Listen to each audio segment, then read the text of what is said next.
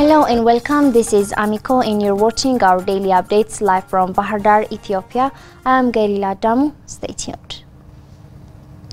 Prime Minister Abiy stated recognizing the youth as the nation's engines, brimming with innovative ideas, policy support for the ecosystem is vital to translate ideas into reality.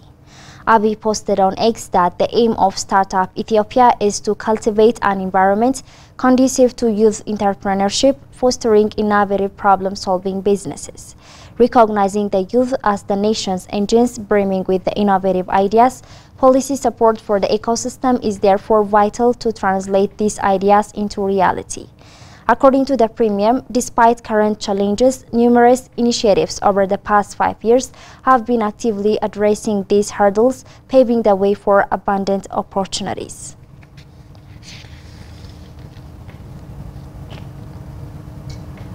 The Ethiopian diaspora community has been urged to further strengthen its contribution to the Grand Ethiopian Renaissance Dam.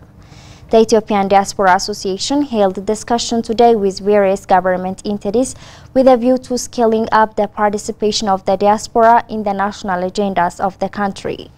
During the occasion, Director General for the Office of the National Coordination for the Construction of the Grand Ethiopian Renaissance Dam, Aregawi Barhe, said construction of GERD has reached over 95%. The Director General recalled that the participation of the diaspora in GERD's milestones in purchasing bonds and diplomacy in other areas is very significant and urged members of the diaspora to further strengthen their contribution. Representatives from Ethiopian Investment Commission in the Ethiopian Diaspora Service and other public offices took part in the discussion.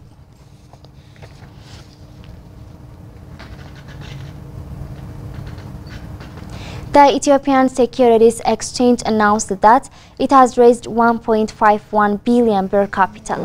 Abebe Brhane has more on it. The Ethiopian Securities Exchange Chief Executive Officer Tilahun Ismail said the capital raised exceeded the target by 240%. According to Tilahun, the oversubscribed offering garnered participation from 48 investors across various sectors, both domestic and foreign. Irweth Learned, initiated in November 2023, the Ethiopian Securities Exchange undertook extensive capital raising exercises meticulously orchestrated through roadshows in Addis Ababa, Nairobi and London. The Chief Executive Officer noted the enthusiastic response underscores the confidence and anticipation surrounding the Ethiopian Securities Exchange's pivotal role in advancing Ethiopia's financial sector development and overall economic transformation. Tilahun revealed the diverse investor base includes prominent foreign strategic investors such as the Trade and Development Bank Group and the Nigerian Exchange Group, along 16 domestic commercial bankers, 12 insurance companies and 17 other domestic investors. Public sector participation represented 25% shareholding, which included the Ethiopian Investment Holdings and its subsidiaries Ethio Telecom and Commercial Bank of Ethiopia. Expressing his delight at the overwhelming response, the Chief Executive Officer said they are thrilled to have exceeded all their expectations in terms of capital and excited by the overwhelming confidence shown by investors in the long-term prospects of both the Ethiopian Securities Exchange and Ethiopia's capital markets more broadly.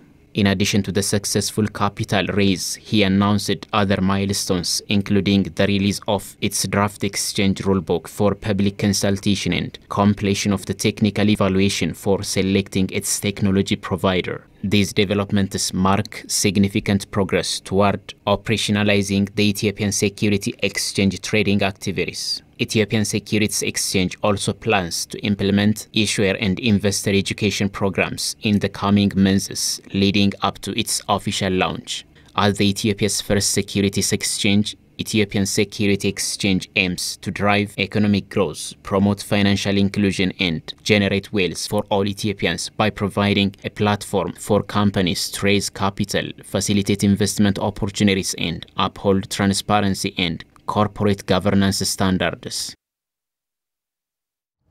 Minister of Industry Melaku Alebel told Ethiopian News Agency that a rigorous reform in measure to stimulate the manufacturing industries have resulted in commendable progress. Brownwork and tells us more.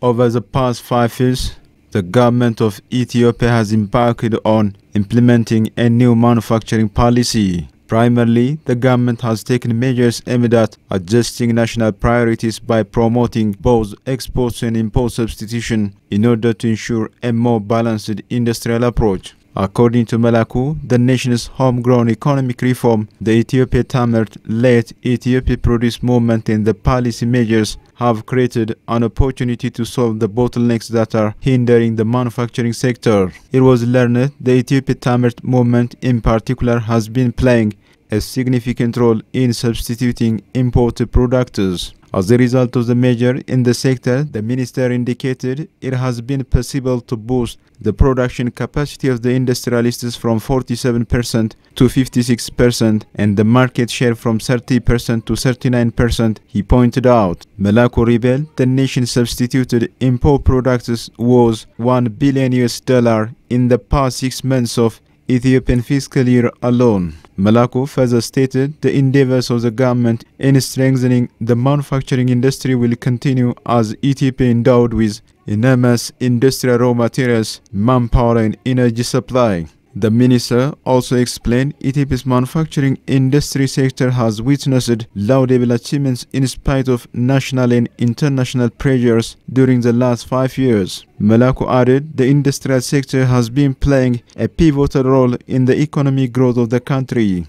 However, Melaku mentioned the major difficulties in the sector including COVID-19 pandemic, the Russia-Ukraine war, and the instability in the Middle East, as well as security problems in some parts of Ethiopia. Melaku revealed the aforementioned challenges have resulted in the industrial supply chain disruption. Acknowledging the import-export imbalance, the minister noted some 96 types have been identified as part of the import substitution plan. The industry minister also elaborated through the Ethiopia Tamert movement, many manufacturing industries that had stopped working in the past have been given the necessary support, resumed working and registered a great growth.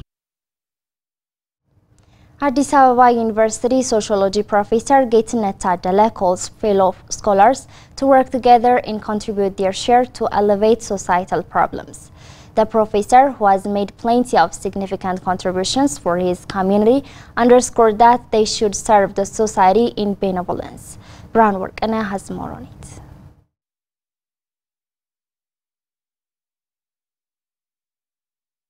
There are so many problems in Africa as well as in Ethiopia. Lack of infrastructure, conflict, violence. And this, I think, stems from lack of education. Professor Getnet Tadele grew up in the rural village of Dojan near Azana town in the Ankashagwagsa Woreda, a zone of the Amhara regional state. During his childhood, Professor became aware of two major problems the people of his village and surrounding communities faced. These are the threat of drowning when crossing the local Ayo River, resulted several fatalities and lack of access to elementary and secondary schools. Professor Getnet Tadele believes education is key to bring holistic change in the communities. Getnet said community engagement involves active contribution of time and expertise for betterment of the community. For me, community service is embodiment of responsibility and reciprocity. It's about recognizing the interconnectedness of our lives and understanding that we all have a role play in the well-being of community.